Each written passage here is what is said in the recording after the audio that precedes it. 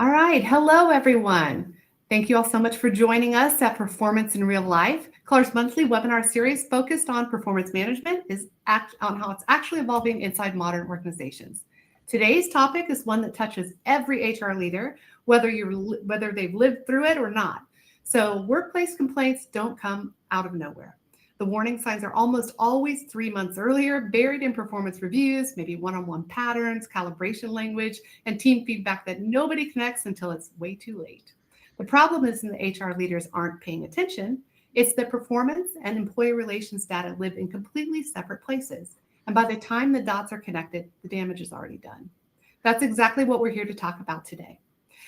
For those of you who I haven't met, I'm Lana Peters, Chief Revenue and Customer Experience Officer here at Klaar, and I'll be moderating today's conversation. I'm thrilled to be joined by two incredible guests, Rebecca Taylor, who's the Head of Community and Content at AllVoices, and Sharthok, who is the CEO and founder of Klaar.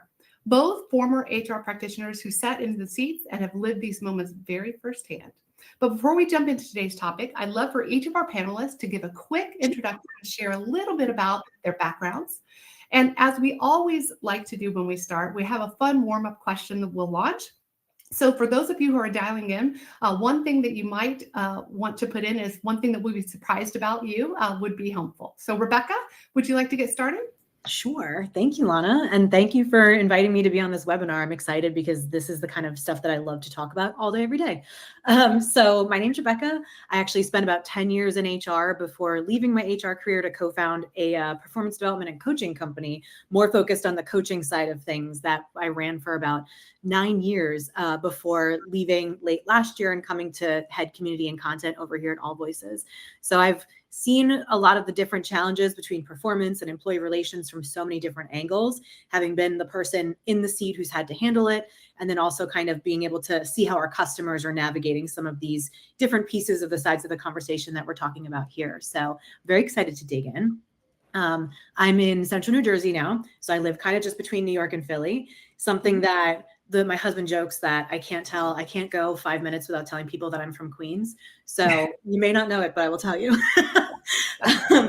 So grew up there, born and raised, and it's kind of a party joke with my husband and me. He goes, see if you can go 5 minutes before meeting someone without telling them that you're from Queens. So here we are. I failed. Okay, it's proud to be from Queens. I understand. Perfect. Well, thanks for joining us. Yeah. Sharthok, what about you? Yep. So my name is Sharthok, and after a lot of coffee shops kind of butchered my first name, I just now go by Steve, just to make everybody's life super, super easy. I'm the co-founder CEO of Klaar, and before we started Klaar, I was actually in HR, so very similar to Rebecca. I was in HR for 8 years, and I was in Kraft Heinz and a bunch of other companies. And throughout my 8 years, I'm kind of impatient by nature, so used a bunch of tools and platforms, grew frustrated very quickly, and that's how Klaar was born in 22. And before being in HR, I used to be a performing musician, a bass guitar player. That's how actually I first came to the US on a gig, on a bunch of gigs, and still do play, but not on the stage anymore. I stay very close to Los Angeles, but I secretly wish I was living in New York because I really, really love that city. So yeah, back to you, Lana. Perfect. Well, thanks for both of you joining us today. So before we dive in, just some quick housekeeping items. We'd love to have an active chat throughout today's session. So feel free to share your thoughts, your reactions, your questions as we go. We're also going to be sharing a few polls, so be sure to participate in those as they pop up. And with that, let's jump into our first poll. So let me see if I can launch this, and I will give you a preface that we were having some technical difficulties, so please let me know if you see this. Okay, you should be seeing it. What's the biggest gap in how your organization catches early warning signs today? Everyone can vote.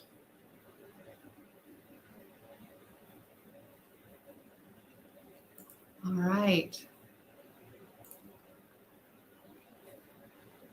For the panelists, is this a surprise, what you're seeing? Systems makes complete sense to make sense. Definitely what I've seen. And I love the calling out to managers don't know what to flag or when. Yes. Yeah, for sure. For sure. All right, so no surprises there. We're going to address some of these today. So let's jump right into our first topic. The first topic that we're going to address today is the behaviors that show up before a complaint is filed. So for both panelists, looking back at the companies you've each seen firsthand, what manager behaviors were almost always present in the months leading up to it? I can go Rebecca? first. Yeah. So some of the consistent pieces that I've always seen when we're looking at kind of little behaviors that indicate bigger issues are small interactions that managers might have with their employees, sometimes in one-on-one situations, but more often in sort of bigger meetings or bigger conversations. So it's things like, if the team is doing well, then it's because of the manager, but if the team's not performing well, then it's their fault. It's just like those like little kinds of things that kind of make you think that there might be something else going on. Or you'll see situations where if there's a problem to be solved, which is basically the easiest description of work, is just solving different problems all the time. If there's a problem to be solved or a problem that's caused, sometimes problematic behaviors will have someone focusing on who caused it or who is at fault more so than how do we solve the actual problem. And so just those little kind of, talk tracks and behaviors are the things that can kind of indicate that there might be some opportunities there to correct some of that behavior before they become bigger issues. Sharthok, anything to add there? Yeah, I think my observation is very similar to Rebecca's, and also from an HR. Since I used to be in HR, one of the biggest barometers and indicators I've found is that by just not focusing on the manager, but also what people in the team are telling about the manager. So when I, as an HR VP, I would go and have discussions that, let's say there's a particular person who's facing some sort of challenging situation with the manager. Apart from that person as well, not to say that what that person is saying is not important, but is there a consistent pattern of, people feeling subjugated by the manager not letting them talk or express their opinions in meetings, and so on and so forth. So also a lot of what do we see the entire team kind of saying, or at least a significant part of the team.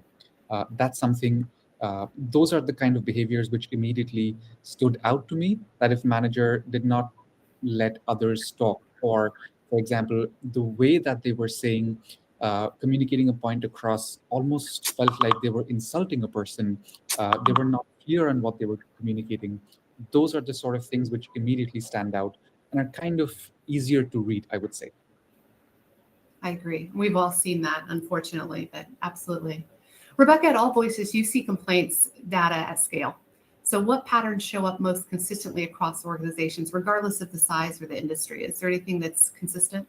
Yeah, so a lot of the things that we'll see are kind of focused on, broadly speaking, like singling people out, or sometimes even categorized as, AllVoices is an employee relations and case management platform. So the things that get into AllVoices are typically at the point where they're at kind of early escalation, but still at escalation, right? So, we actually did a lot of research to kind of understand a little bit more about what our own data was telling us. And some of the bigger things that we do see are, people kind of expressing discrimination, or feeling like they're just being singled out in ways that their team members might not.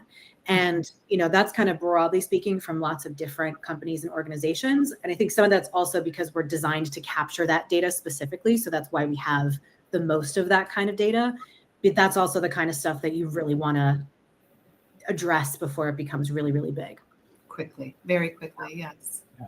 Sharthok, from the performance management side, what does the before picture usually look like in the performance data itself? So reviews, ratings, goals, you touched on this a little bit, but what are you seeing bubble up during those particular periods of time?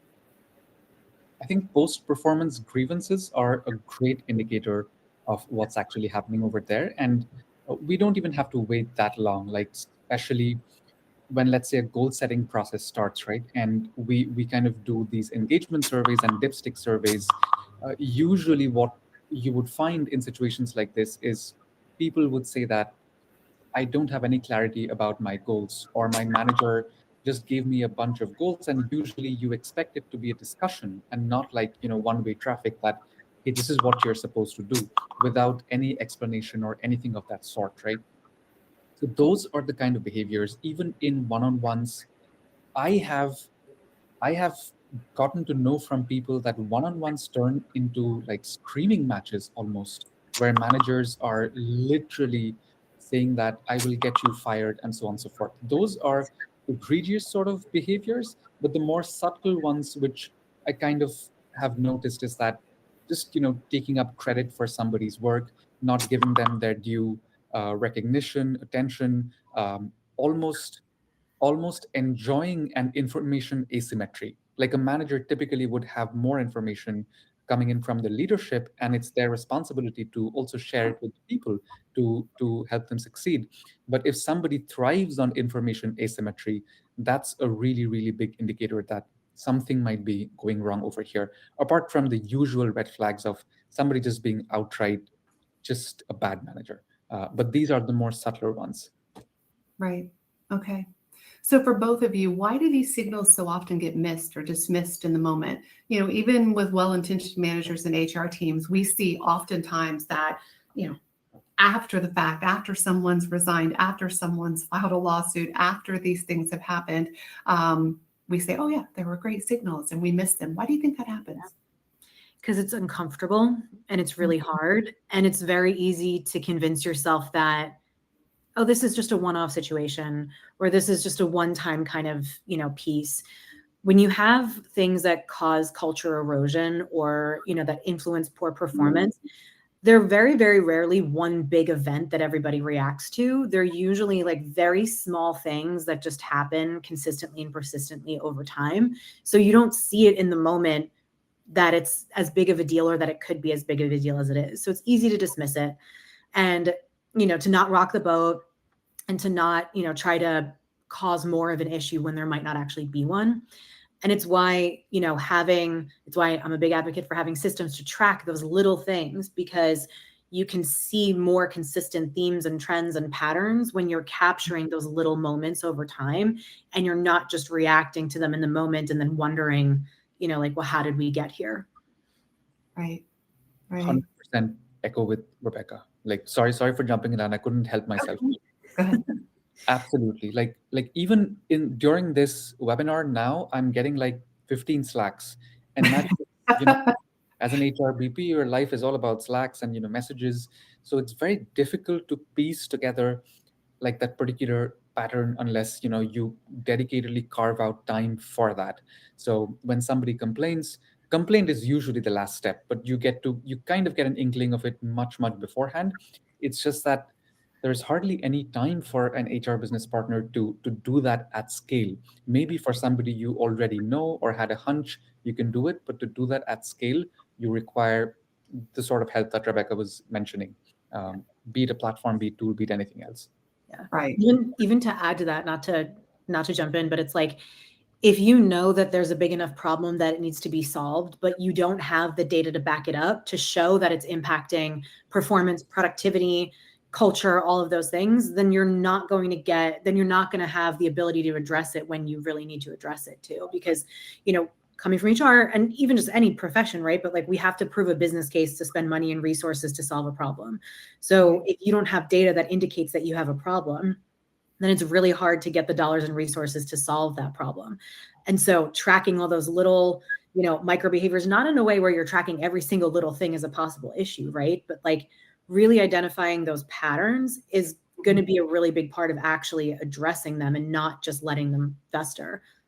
Right. But I would counter that by saying, one major lawsuit and the cost of making sure that doesn't happen becomes very, very clear, Yes. versus the cost of not. So Yes. I think it's really about being proactive and making sure that you have that in mind before you get there. So is there a moment either of you could point to where in hindsight you wish you connected the dots sooner? Anything specific? If I start, I won't stop. Yeah. Go for it. So many, Lana. And some of these are probably my biggest regrets from my HR tenure. where you just kind of, I'm not saying that you should always respect your heuristics. Sometimes they are actually off, like your gut. Right. Sometimes you get that sense, right, like that something's amiss, but you just, to what Rebecca was saying, you just don't have enough data to back it up. And usually, even in exit interviews, even stay interviews, people don't outright say that something's wrong unless something's really wrong. It's Right. those, it's that middle ground where people are not saying, but you realize that something's amiss.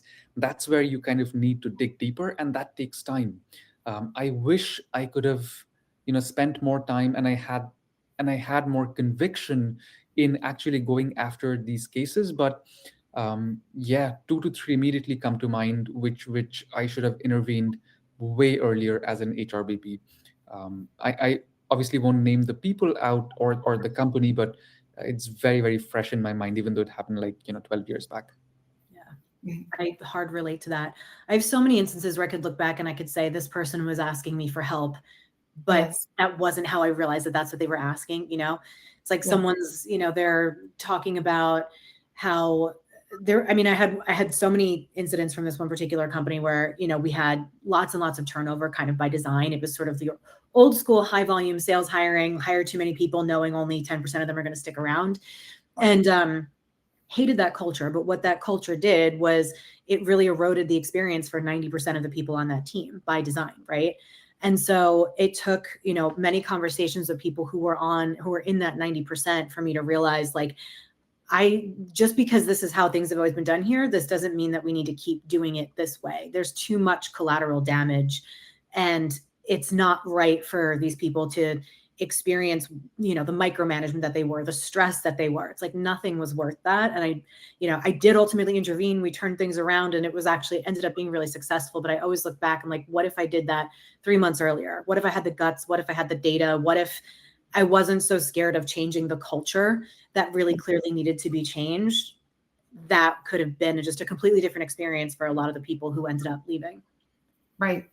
No, and that's a very good point. I've been in those cultures myself. And what I have found is at some point it becomes so negative that it impacts everything, not just the culture, not just the people, but also the productivity, the revenue, the business, all of it. Yeah. So I agree. It's really about finding that balance. But I've been in those situations too, where I'm like, I wish I would have done this a little faster. So Yeah. all right. One thing I find interesting is that these signals, they rarely live in one place. They're scattered across conversations, documents, different systems, and they just don't talk to each other, which is where I want to spend some time in the next section. So we're going to talk about reading the data in one-on-ones, calibrations, and feedback as early warning signs. So for both of you, what does it actually look like to read a one-to-one pattern or calibration conversation for early warning signs? Like, what are you listening for? I can start if you want. Sure. So I'm listening for friction. I'm looking for, to me, there's a sweet spot amount of friction that is healthy in a one-to-one conversation. If you have a situation where the employee is just agreeing with the manager the whole time, just like, yeah, yes, like that's a flag. And then on the opposite end of the spectrum, you have something like what Sharthok described, where they're fighting with each other in a very, very, very exaggerated example on that end of the spectrum. That's too much friction, right? But if you can identify patterns in a one-on-one where you have an employee and a manager, and it's just sort of a balance of friction where there's things that they agree on, they then, talk about that. Maybe they both end up agreeing at the end. But that to me is an indication that there's safety, that there's confidence, and that the manager really wants actual input from the employee and vice versa, instead of agreeing with everything in a one-on-one and then slacking all your team and saying, like, can you believe they want us to do this? Right. Very good point. Sharthok, you anything to add there? I think Rebecca had read my answer or something, because that I promise I didn't. no, That's okay. that I relate to that so much. I think apart from what Rebecca mentioned, one thing in hindsight, honestly, I did not do this when I was in HR. I wish I had done this.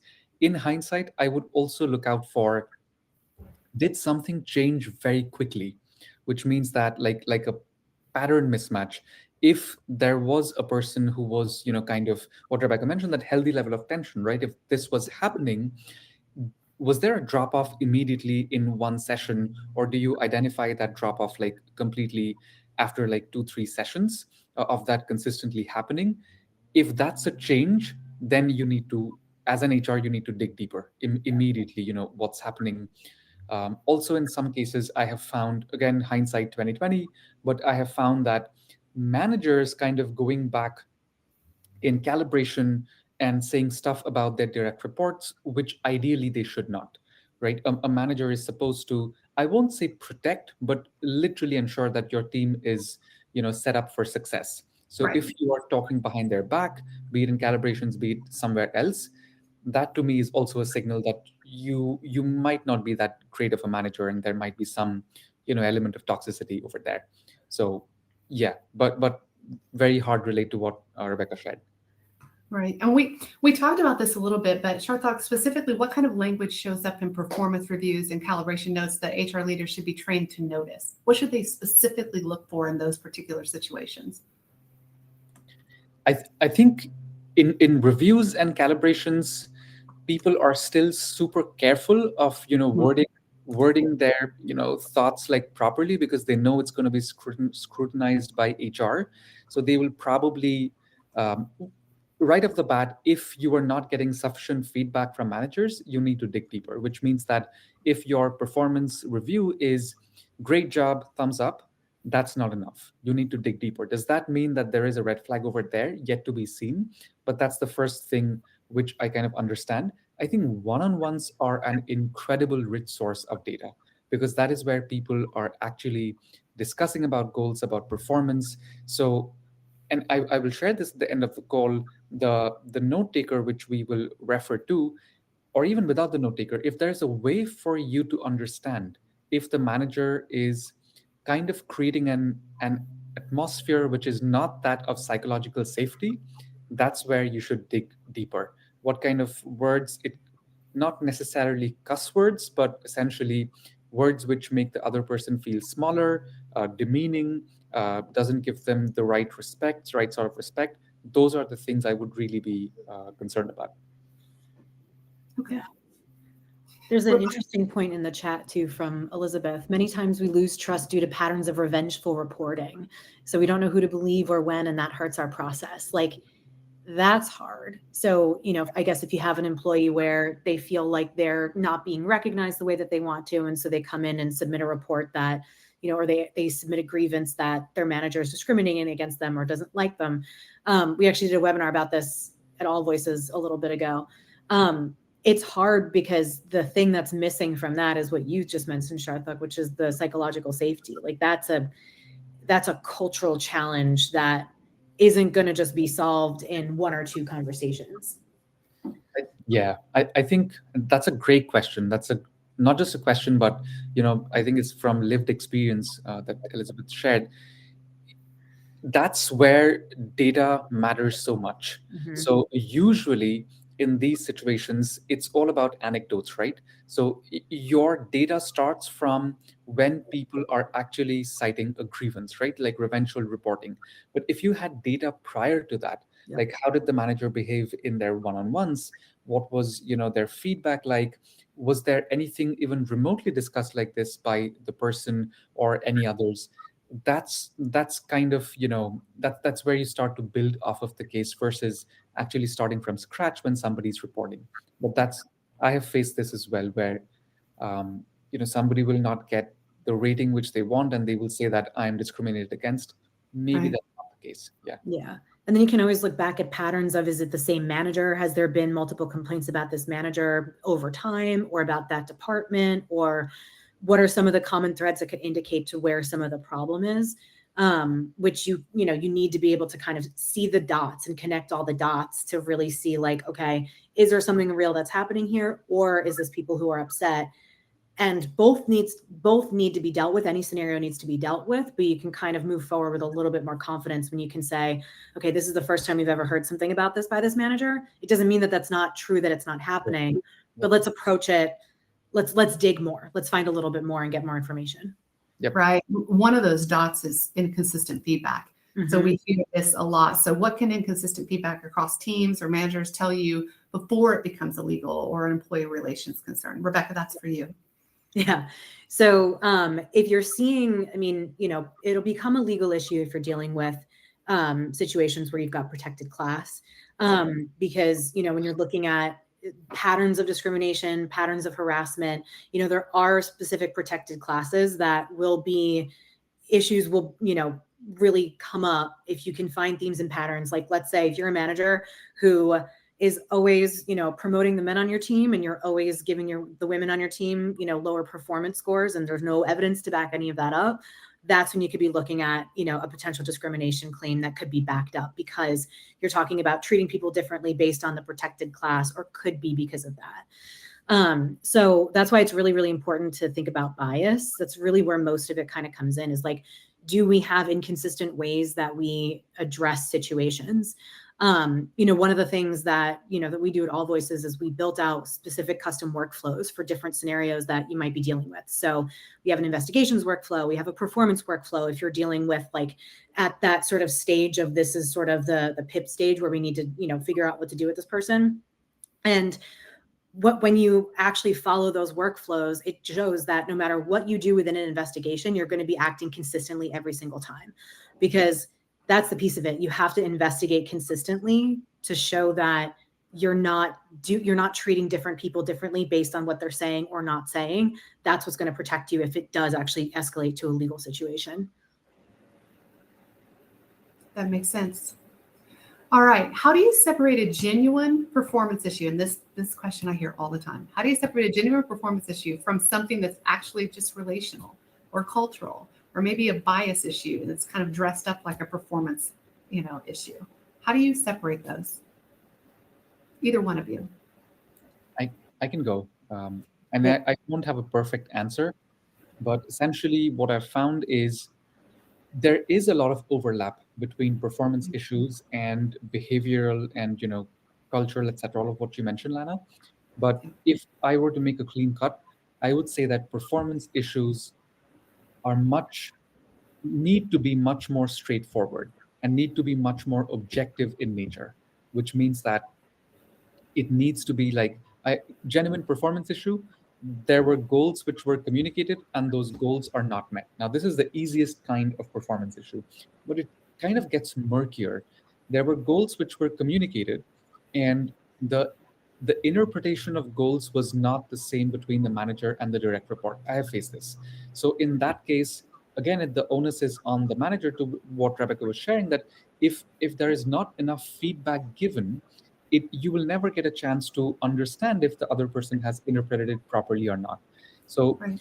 the two extremes are kind of easy to understand. If it's like a cultural issue, relational issue, where everything's kind of subjective, it's what they said against what that other person said. But the Right. middle is where it starts getting super, super interesting, and I mean interesting within quotes, where it's kind of a mix of performance as well as behavioral, and it all boils down to what was actually communicated, shared, what were the feedback patterns, and so on and so forth. Mm-hmm. But would love to hear from Rebecca. Oh, I agree. And it's one of those things where it has to be addressed no matter what, whether there's a performance issue or a relational issue or a bias issue. You can't look at a situation and be like, oh, they're performing right, they're performing well, they just don't get along with their manager, and then dismiss that, right? Like, this is where the nuance and the role of HR really does come in. Now, we don't have to make everybody love each other, right? But we have to be able to make everybody work effectively together. And performance, like you said, Sharthok, is usually something that's more straightforward. It's, we've set goals, you either hit those goals or you don't, right?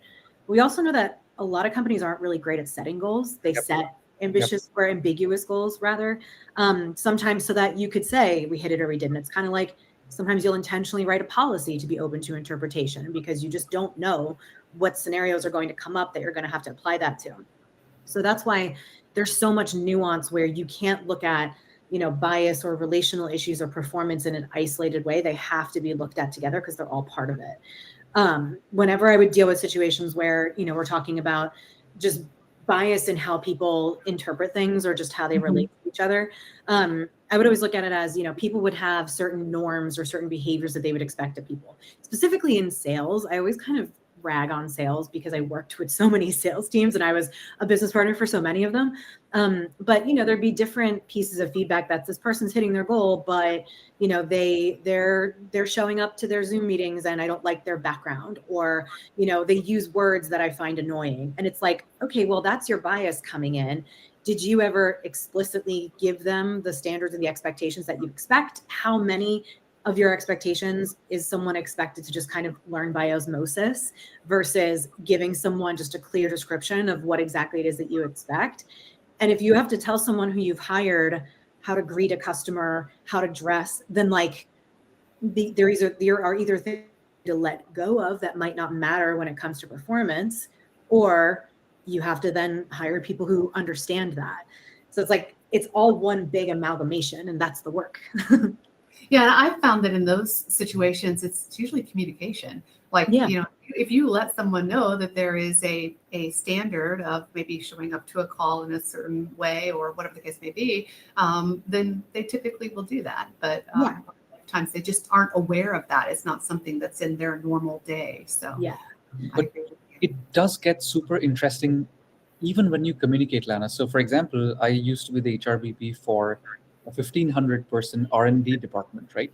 Mhm. And one of the leaders over there, they used to say, not getting too technical, but the first half of the day needs to be spent in doing work X, which is like formulating experiments. The second half is for observation. Now, there was a person in his team who did the opposite, and he was meeting all of his targets. That was just how he worked. Now, these two people did not get along, and they came and said that the manager came and said that no, he has performance concerns, this and that. I was like, show me. He could not. So even if you are communicating, how reasonable are those expectations Yeah. that you communicated also needs to be taken into account. Yeah. I think also the reason, and also if they are actually impacting the work. Yeah. If they're negatively impacting your work or your ability to perform, okay. But if they're not, it might just be a different way of doing things, and that's okay too. Yeah. And it could be control issues. You know, it just might be, you know, That's for which is a coachable thing, right? It's something you can work through if you're willing to, but it is something you see a lot in people who are promoted from individual contributor to manager and don't have like those clear expectations reset. It's basically everything that got you here that you were good at is basically not what's going to help you in this next phase of your career. And, you know, when you're just promoted, you're like, I have to prove that I did this, that this was the right move. So you hoard work, or, you know, you micromanage your team with good intention. I like to assume good intention even in a lot of this stuff. But Right. that shows that like you have to learn how to trust your team, how to operate completely differently and let go of a lot of that control, and let people have the actual chance to perform. Because when you don't do that and you hold on to things too much, that's also where you see complaints of micromanagement. And again, discrimination. It's like, he just doesn't like the way that I work because I think differently or I look differently. It's like, if you don't learn how to let go of some of that control for the sake of letting someone perform their job, then that's where you're going to see a lot of those issues keep coming on. Yeah, and I would say even beyond letting control is empowering. So they've got to be able to learn, or they're not going to grow. Yeah. It's like, hey, exactly. Yeah. What role should managers play in surfacing these signals versus HR proactively looking for them? Where's the line? Sure. As in managers, like what role is that of a manager to surface these signals by themselves? Signals versus HR itself, HRBPs, etc., proactively looking for them. I think unless we are dealing with the top 10% managers, like at least I haven't found managers coming forth and saying that, "Hey, these are the signals and these are my patterns and this is what you should look at." It's more, I think, what makes the life of an HR professional so challenging is, as an HRBP, you kind of need to look out for these signals. And now you can't do it at scale, because if you're the HRBP for even 300 people, Yeah. how do you even do that? Like, I'm assuming with a span of 1:5, those are 60 managers we are talking about. And imagine, Lana, reading the data across one-on-ones, calibration, feedback, and so many more things, goals for 60 managers is tough. So what I typically used to do was I would speak with the people just to get an understanding that where do I need to focus. It's almost like a focus group discussion, and then to understand that, hey, maybe these are the 4 or 5 people I need to kind of zero in on. But I would say the onus is on the HRBP simply because I haven't seen managers do it themselves. There is no incentive for managers to do that if you think about it. It's more on the HRBP. But glad to be proven wrong if Rebecca, you've seen something else. Well, it's this is in the chat too. It's like managers usually don't know the signals. So Right. it's also like it's hard for them to know what to surface. And you Yeah. have to think about the ego that's involved too. And I mean ego in the self-protective way, not in the big head, I'm wonderful kind of way. But it's natural for us to want to protect our own social capital within a company, especially if we're a manager and we're a leader. So it's really hard to go up to your boss or to HR and say, I think I was a jerk to my employee, or, I don't think I'm managing this person properly, right? But this is where I do believe that it takes a village. It takes a village to raise a culture, I guess. So, we need to have the ability to have these signals and these systems. But we also need to be able to have these open conversations with managers, with leaders. We need to be better storytellers within our organization to show like, hey, I was struggling with this thing. I went to Sharthok, he helped me with it. Now look at how well we're doing. Like we need to be able to storytell those little moments because it makes them feel less intimidating and it helps other managers understand the different signals. I'm a big believer in community, not just in like a corny way, but like I really do think that no one wakes up and says, today I'm going to mess everything up. I believe that we all wake up and say, at least we're going to, if not do our best, or at least not going to actively do our worst, right? So we need to be able to learn from each other, but we also need to understand what signals could be holding us back. That's where HR has an opportunity to sort of say, here are the signals that we're seeing. Let's talk to you about it. Let's talk to you about how, we can change different things and how that can impact how your team views you or get them more of what they need from you. It's like, it really is like a team effort. Very good point. All right, so let's hop into our second poll of the day. So here we are. When it comes to early signals, where does your organization struggle the most? Let's see what we've got.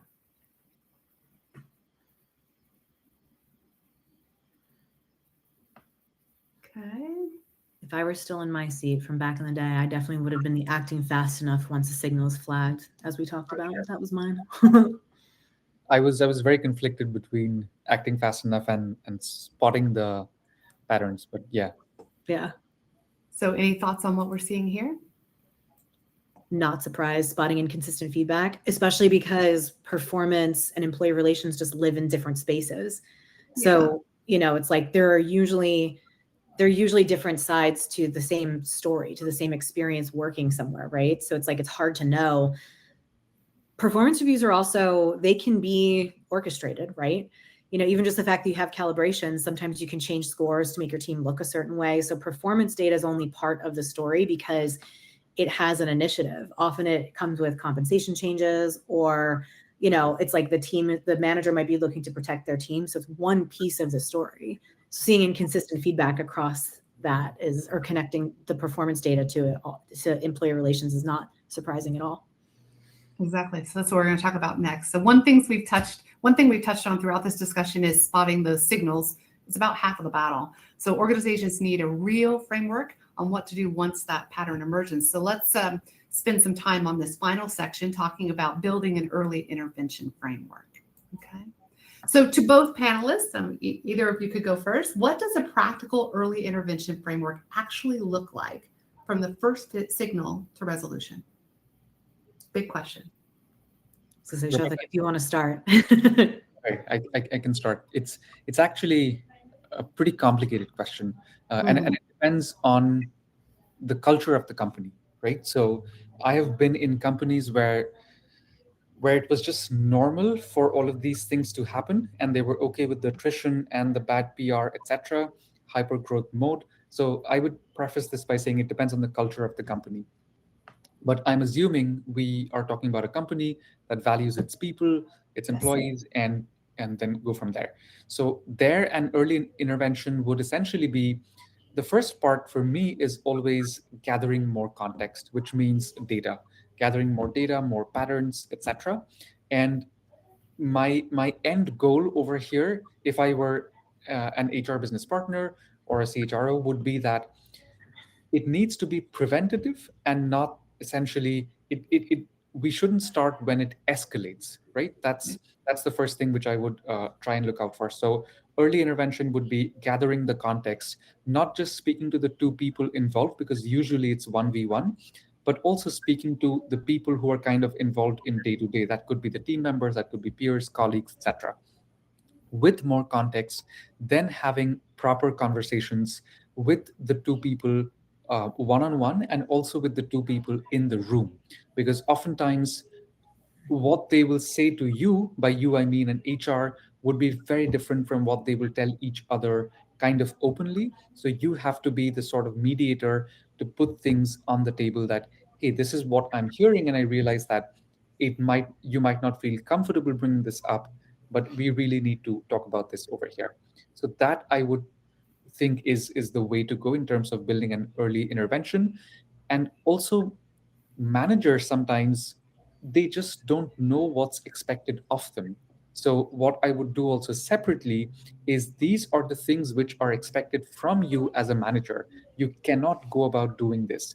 Maybe I've had so many cases of managers themselves having toxic managers and kind of imbibing their traits and characteristics and thinking that that's how you essentially deal with a team. But kind of making it clear that these are the cultural principles, values, this is what is expected from you, and this is how you should be a manager. So those are the 4 or 5 things I would look at. But I'm pretty sure Rebecca will have a much more articulate answer.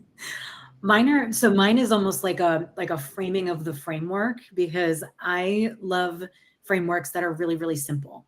So if you want to be able to have something that gives you the ability to intervene early, it means that you need to have an input process or an entry process that is extremely simple and doesn't feel like like something has to be a big deal for you to share that feedback. So what I mean is, we talk a lot about anonymous reporting at AllVoices. So we have sort of, the ability to kind of collect ongoing feedback, to submit, a formal complaint anonymously, but also just submit input anonymously.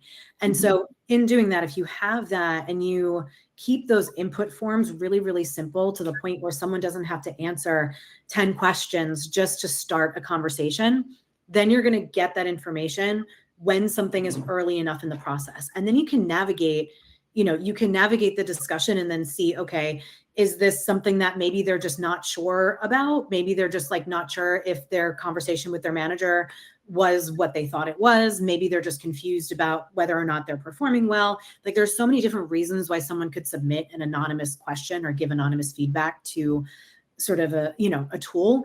But if you create it where you're able to capture those signals early, because it doesn't feel like it's this big, overwhelming and intimidating thing that's going to cause you issues down the line, then you're going to have more of a right to that information. And then you'll be able to spot those themes and patterns, right? It might be that you get one complaint today that a manager said something weird in a meeting, and then it's like, okay, looked into it. They don't want to talk more. They just want it logged. Okay, fine, no big deal. 2 days later, you get the same complaint about the same manager from someone else. Then it's like, okay, maybe there's something here. Maybe I need to talk to this manager. It's like, if you're not, you can't have early intervention without extreme simplicity and building enough trust in the process for people to bother giving you some of those signals. That makes sense. So Rebecca, to add to that, for HR teams, when should they decide it's worth intervening versus just monitoring? Where's that line? I'm going to give you a very HR answer. It depends. It depends on what the feedback is that's coming in, right? So, usually most issues are some things that happen over time, right? Like, they're repeated jabs at someone, or repeated, side comments that are just rude. Because, sometimes you are just having a bad day and you say something a little bit short in a meeting, and, you might apologize to the person later, right? Like, that happens. But it's like, when you're seeing consistent feedback, the same type of complaint about the same person, or from the same department, or in the same location, if you're in sort of multiple branches, that's when you start to kind of, go from monitoring to investigating. And I would say, when I say repeated, depending on the gravity of what it is that's being repeated, I would say you see this happen 3 times over the course of like 3 months. it's worth at least kind of digging a little bit deeper and seeing what's going on there. Then obviously, if it's something that someone submits something that's clearly a big situation that needs to be addressed, then early intervention is really important. But most times it's like, you're just going to be looking for those little pieces that make someone feel a little bit scared in their role. And I don't mean scared as in, I just mean scared as in like, could my job be at risk? Did I mess something up? Is my manager, out to get me, right? There's so many different things that might happen. But you can read by the wording as to how much of that could have gravity to it and how much of it is just someone who just needs to like talk, right? Right. Makes sense. Sharthok, what role are AI-powered tools playing in today, capturing and acting on those moments in real time? So where should HR leaders be cautious? Can you repeat that, Lana? Sorry, I couldn't heard quite. the beeping. Yes. What role are AI-powered tools playing today in capturing, flagging, and acting on those moments in real time? So, and where should HR leaders be cautious? Got it. Okay. Sorry for that. There are people like landscaping like madness outside my mind. I don't know. It's always when we're on a webinar. That's always how it works. All day today, but okay. This actually ties back to what Elizabeth mentioned in the comments, which is very real. That and the comment is like, typically as HR, we don't get to see the one-on-one notes or reviews until after it's routed to us for final signature or documentation, and so the signal gets to us like late, right? And that's where I kind of replied that even without knowing this question was coming, that I think that is finally changing with AI-powered tools. And what I mean by that is privacy is paramount, which means that if there is a one-on-one conversation happening between two people, it needs to remain between two people. And some states have multi-party consent, even for note takers and all of those things, right? So privacy is paramount. But with AI coming in, there are tools, and I will shamelessly plug Klaar in here because we are able to do that, where you can actually ask the AI agents if there are causes of concern or any sort of patterns that you need to look out for. And these AI tools are able to understand what those causes of concern are. Like, for example, anything which is ER oriented, right? Like which is infringing on a particular law of a particular state, or any conversation which is happening which can get you into trouble, into a lawsuit, and all of those things. So I think with AI that is finally changing. But I absolutely agree with what Elizabeth was saying, that when I was in HR, 8 years back, it was very, very difficult to get to that signal unless somebody came up and complained, or maybe shared in passing, which was very rare, but kind of changing with AI tools now. Makes sense. Yeah. All right. So if an HR leader wanted to start connecting performance and employee relations data more intentionally, where do you recommend they start? And we'll give that to Rebecca. Well, I think that there's like a lot of opportunity, even just between what Klaar is doing and what AllVoices is doing, which is why I wanted to be on this conversation to begin with. And I know we're going to show a little bit of, what you all are cooking and what you've been working on lately in a moment. But, I think just partnering with the right vendor that tracks the information that you're going to need to know, when do these performance issues become employee relations issues and vice versa? Once someone, is through maybe a PIP or an employee relations type of performance situation, how do they then go back into performing properly, right? And what does that look like? Like, you need really good tools to be able to kind of marry this data together and show it together. And it's why I think we're doing this really, really well for both of us. But, it's really about investing in the right tools, because if you're using things like Google Sheets or notepads, which we've seen, believe it or not, then you're not going to be able to identify the themes and patterns, and you're not going to benefit from the AI that's out there that helps you identify those patterns, right? And I know I'm actually really proud that I got this far in a webinar before I even said AI. But it's hard. It's very hard. But it does have, its merit in, sort of linking a story together in data. We all have to know how to read the nuances in that data. We have to know how to interpret it. And we as humans have to be the ones that act on it. But partnering with the right tools that track the information that you need so you have the guidance to get to the outcomes you need is honestly like where I truly believe people need to start. Perfect. Well, we're going to take a little bit of a diversion and show you just how you might be able to start doing that. So everything we've talked about today lives inside conversations that usually go uncaptured. And that's exactly why we at Klaar built Haven, the only AI note taker safe for HR conversations, flagging legal risk live and writing a record you can defend later. So last year, 88,531 EEOC charges started in meetings just like these at $200,000 each to defend. So if you do the math, there's a big problem and a big risk here. So I'm going to hand it over to Sharthok to show you what this looks like and how we can help you there. Awesome. Super excited to share Haven with all of you. Let me know if you are able to see my screen. It's coming. It's thinking. There we go. Okay. So the concept of Haven is super simple, right? Let me actually go to the homepage over here. So Haven essentially is an HR note taker, and we understood that HR leaders, they get into a lot of conversations like all of you, where there are these signals, but the signals get to us pretty late, right? And that's where Haven kind of steps in. We have all heard of horror stories, probably lived them too, of how managers, come back saying that I need to put this person on a PIP and I need them out by next month.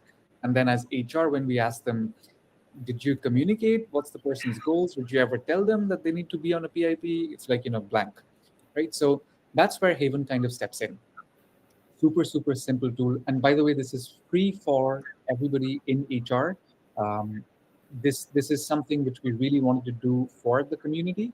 So you simply connect your calendar and Haven joins in as a note taker. And what it does differently from other note takers is what you see over here. So it'll give you an overview, but the overview would be the model is trained on compliance flags, right? So for example, there were 5 compliance flags in this particular discussion. And then it'll tell you about HR compliance where you need to focus, and practice insights are more from the lens of coaching. So if you see over here, it gives you an overview of this is a make-believe conversation I had with another of my team member. And the top concerns were PIP without prior documentation and potential disability accommodation signal over here. So now if you see that it's giving 5 compliance flags already, that these are the 3 things which have a moderate risk, these are still pretty okay, and these are the expected HR action items from you. So that, to Elizabeth's point about the signals reaching us too late, if we can get those signals beforehand, what should we do? How should we act? And practice insights are more on the lines of what, as an HR leader, what did you do really well? What were your strengths over here in the conversation? What are your opportunities to grow? Think of this as a real-time coach, right? So that's where it gives you that coaching feedback. And right now, this tool is used by a little less than 2,000 people, I think. The feedback which we get from this particular tool is that for this particular tool is that this section is really, really useful, because at a glance, you get to see no matter which state you're there, you're now in the US, it's trained on federal as well as state specific laws, and it's continuously updated.